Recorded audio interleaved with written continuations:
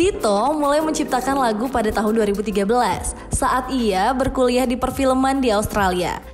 Setelah itu, ia bekerja di perusahaan milik ayahnya yang bergerak di bidang pemeliharaan pesawat udara. Setahun setelahnya, ia dapat penghargaan Top 6 MTV Indonesia VCHAN. Tak puas hanya di dunia musik, Ardhito melebarkan sayapnya di dunia perfilman. Ada beberapa film yang dibintangi olehnya. Salah satunya adalah film yang berjudul Nanti Kita Cerita Tentang Hari Ini atau NKCTHI. Asik mana sih antara bermain musik dengan film? Itu banyak. Ternyata gue awalnya mikirnya gitu kayak sama kan kita kan performer gitu.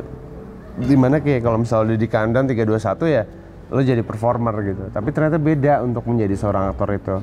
Ternyata saat action itu lu bukan menjadi diri lo atau bukan menjadi orang yang ngebawa karya lo, bukan. Lo saat udah action menjadi aktor itu adalah orang yang membawa ibarat kertas kosong yang ngebawa orang lain gitu. Dia di depan kamera gitu. Karena mediumnya sangat susah. Kalau di konser mungkin sekarang kita lagi ada di fase virtual konser, mediumnya kamera. Kita main dibantu sama band, gonjreng dibantu sama anak-anak produksi, sama anak-anak multimedia. Dapet nih rasanya gokil. Gue trail banget yang ngeliat Pamungkas atau Hindia main gitu. Beda kayak film pas action gimana caranya lo bisa ngedeliver apa yang penulis udah tulis buat lo deliver ke penonton. Itu sangat beda. Mediumnya memang satu arah, maksudnya sama gitu, cuman beda gitu. Lu bisa harus menjadi orang lain, you have to be a good storyteller. Dan itu lumayan itu sangat susah. Dibandingin manggung nggak bisa dibedain karena manggung pun punya tingkat kesusahannya sendiri dan main film punya tingkat kesusahannya sendiri gitu. Film NKCTHI yang diproduksi oleh Visinema Picture ini menceritakan Kale yang diperankan oleh Ardhito Pramono dan Dinda yang diperankan oleh Aureli yang pergi ke beberapa tempat di waktu yang berbeda. Pada adegan lain mereka terlihat berbicara mesra sembari tertawa dan saling tatap. Kale meminta Dinda untuk menjadi kekasihnya. Namun hubungan mereka berdua tak berlangsung lama karena Dinda meminta putus hubungan. Kisah cinta masa muda yang dikemas dengan menarik ini menyita banyak perhatian penggemarnya. Beralih ke panggung lagi di konser Lovers. Sebenarnya konser seperti apa sih yang bisa dibilang menggambarkan Ardhito Pramono sebagai seorang musisi? Gigs gue prefer sebenarnya nggak tahu ya.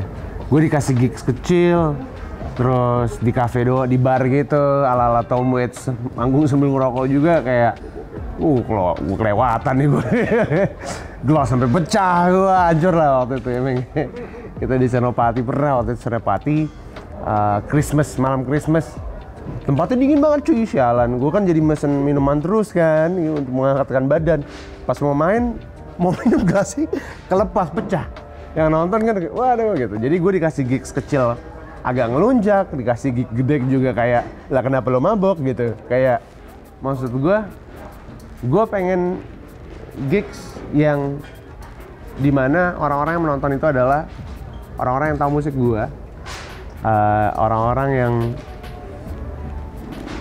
gimana ya, pengen denger apa yang pengen gue sampaikan gitu. Jadi no matter mau gigs gede atau gigs cuman di small bar gitu, gue akan lebih enjoy di mana kayak orang-orang tahu lagu gue dan tahu gue tuh kayak gimana gitu. Dito yang sudah cukup lama mencicipi dunia musik, kira-kira ada nggak sih unek-uneknya terhadap industri musik?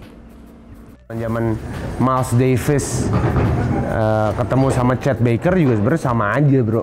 Maksud gue ada boundaries tertentu, ada kayak tingkatan tertentu, ada anak mana, ada anak mana gitu. Gue sih pengen kayak lebih unite aja sih gitu. Maksud gue lebih anak-anak musik lebih dirangkul gitu. Karena gue belajar dari pengalaman gue. Dulu gue main musik di SMP gue dikunciin di ruang musik gitu.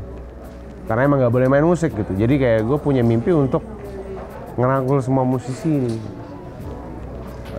Lo pekerjaannya apa kek? Lo mau dokter, lo mau tentara, tapi lo main musik gitu. Ayo kita rangkul, kita bikin musik. Kita bikin apa namanya, gobrakan gitu. Indonesia itu bisa kayak Korea lah. Kalau industrinya tetap dijaga gitu. Kalau misalnya label-label musik yang ada tuh bisa ngerti apa mau artis, bukan ngerti mau apa mau dia gitu. Karena itu menurut gua ngerti apa mau dia itu terlalu tahun 2000-an bro. Iya, itu yang ngancurin industri musik kreatif pada tahun itu gitu. Setelah ada apa namanya kerajaan major label pada saat itu, hancur lah musik Indonesia. Yang pop kreatif, Pure Saturday manggung di pinggiran gitu. Tiba-tiba majulah apa boy band dan lain-lain. Nah sekarang udah mulai gitu lagi, maksud gua kayak jangan mau kalah nih musik-musik yang berasal dari kamar, yang berasal dari kesakitan hati, kepahitan hati. Di Bandung lo lagi putusin di Setiabudi, lo naik ke atas terus lo main gitar sendirian, lo rekam, jadilah apa namanya Ananda Badudu misalnya.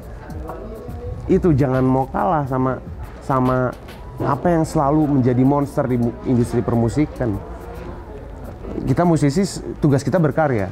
Major label tugasnya ngefasilitasin. Itu doang tugasnya major label. Gitu.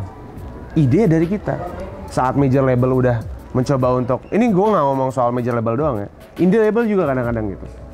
Satu indie label semuanya template. Musisi yang ini template tulisannya sama, video klipnya begini sama gitu. Nggak gitu menurut gue. Musisi, seniman tugasnya adalah berkarya dan menciptakan ide. Label tugasnya mengakomodasi kemauan dari musisi atau seniman tersebut gitu. Nggak dikerucuti lagi, karena mereka tahu titik kerucutnya mereka itu di mana. Mereka yang paling paham referensi mereka. Jadi lebih unite musisi Indonesia, lebih berkarya dan jangan takut untuk berkarya sih. Might follow our words on Instagram. Take me to the rendezvous. Don't forget to play my favorite tune, 'cause baby I'm a superstar.